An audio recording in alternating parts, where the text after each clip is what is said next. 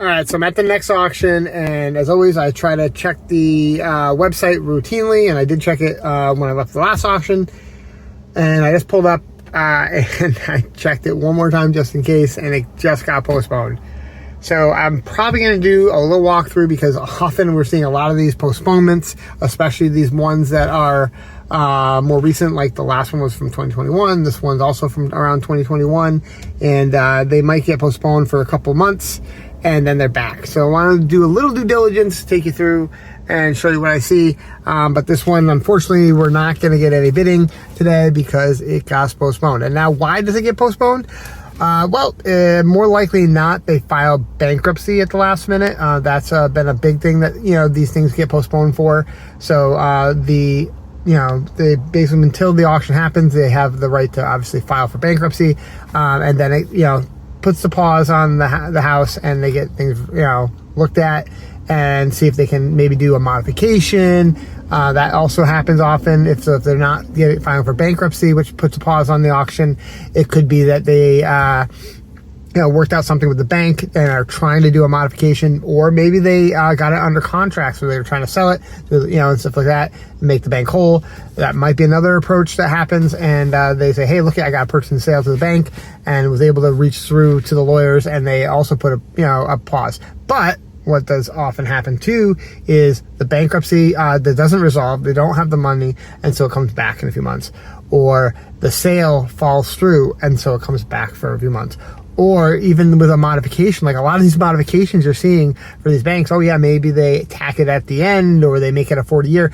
It really doesn't make a big enough savings for the homeowner. So we're seeing like, okay, yeah, they're saving a couple $100 a month, but their taxes went up $1,000 a month or a year. Their insurance went up a few $100s a month. And not to mention then, I see gas, so that's been going up crazy. This is Eversource area, so the electric bill has gone through the roof.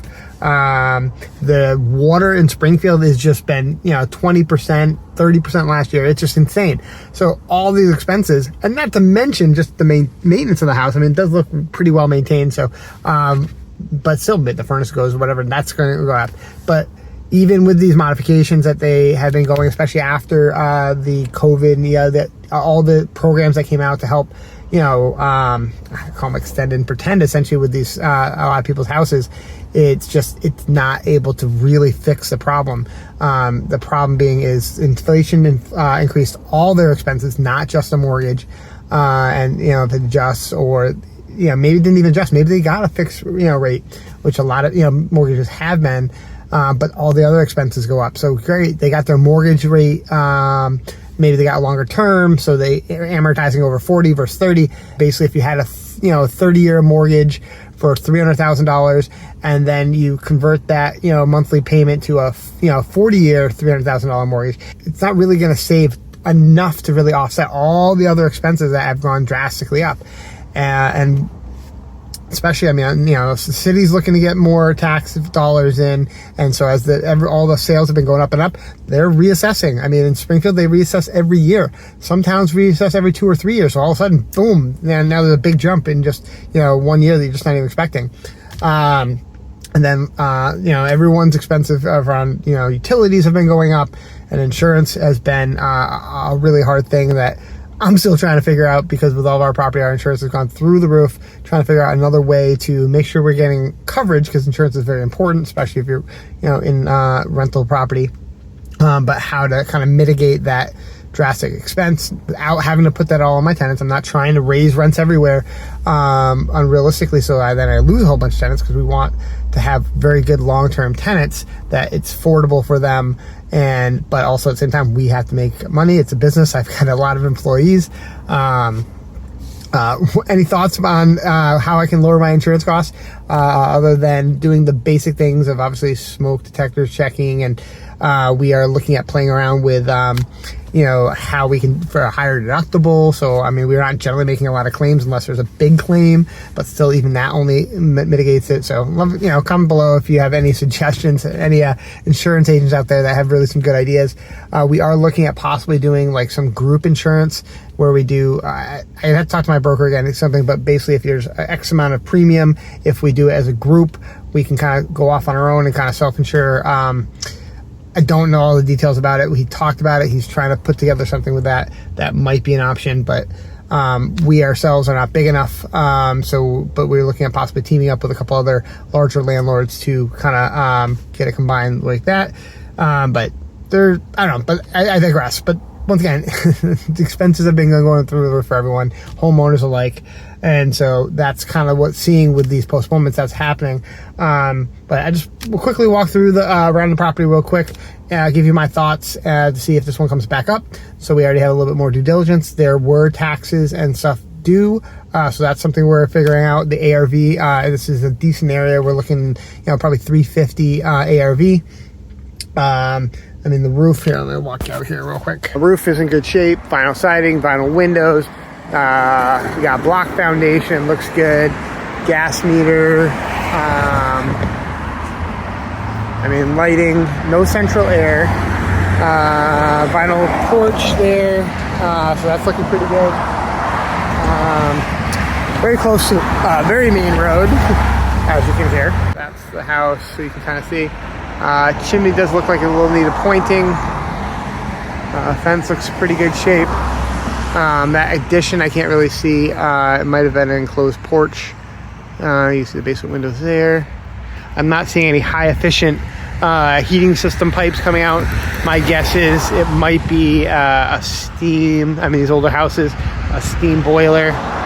So hopefully it's at least gas. I don't see any oil pipes coming off the side. I just see the gas line, but you never know. I don't see any underground oil take, at least in the front side. And then we got, it's obviously gated and fenced. It's in okay shape, but can't see much past that. Try to walk over to the neighbors, see if I can see the back a little bit more. Honestly, it's well kept from the outside. Oh, here we go. Oh, so this is their driveway here.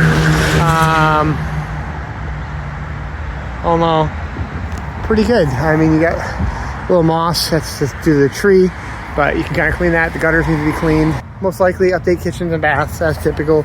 There's more likely not given the age. Hardwood floors, so hopefully we can just refinish those. Full repaint. It's a pretty decent sized house, so that will cost a pretty penny. But all in all, that's kind of what I really quick see as far as the walkthrough. I'm not going to run all my numbers, but as always, take your ARV, subtract all the costs. Basically, your holding costs, your if there's an occupant, which it appears to be occupied, and all those off.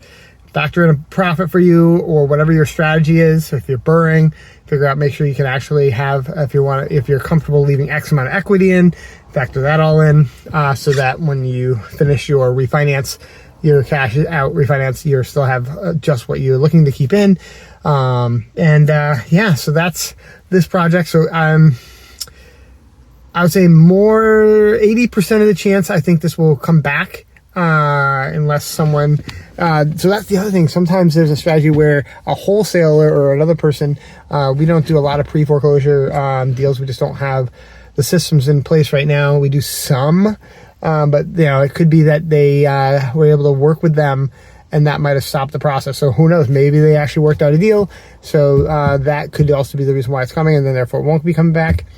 But my guess is there's a good chance this will just get a temporary postponement, usually a few months. So like the last one you saw with the 7-second where we lost it, then we got it again a few months later. It was about 3 months later that it came back, and we just closed on that deal actually yesterday. So we're doing a lock change. We're posting notice, then we're gonna do a lock change next week, and then we'll hopefully be talking to the occupant and figuring out a strategy, doing a safety inspection, all that kind of stuff. So maybe we can do a video of that as well. Yeah, I'd like to know your opinions of the house. You guys saw it. And if there's any other things that you know from your experience of why these foreclosures get postponed, the auctions, specifically, these are foreclosure auctions. And like to leave a comment below. Let me know what your thoughts are. And I'll see you guys on the next video. Thanks a lot.